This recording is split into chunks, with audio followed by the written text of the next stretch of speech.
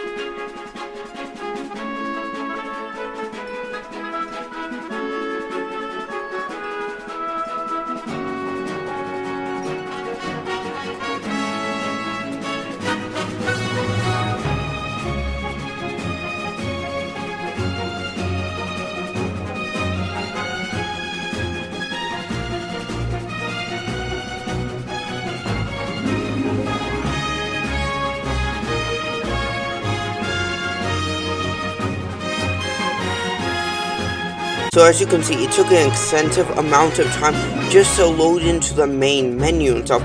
And I even had problems going to settings for the game. Like, if you look here, again, I'll have footage, and there again will be a timestamp on screen, so you can skip ahead when it actually goes into the settings screen.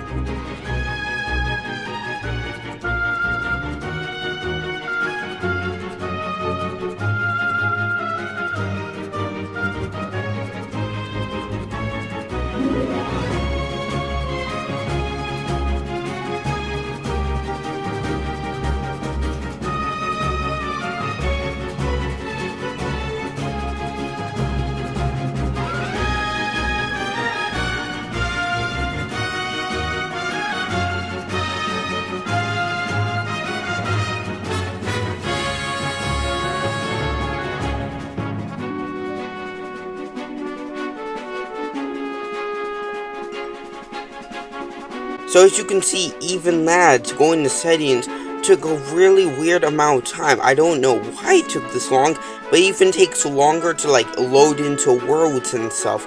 So like, for example, if I'm trying to go into a world, it actually takes really long. It takes like more than a minute for me to actually load into a world. What's even worse is that if I'm like using a texture pack, it takes like double the amount of time practically. Like for example, I have this texture pack on, and I'm going to load into this world, and let's see how long it takes.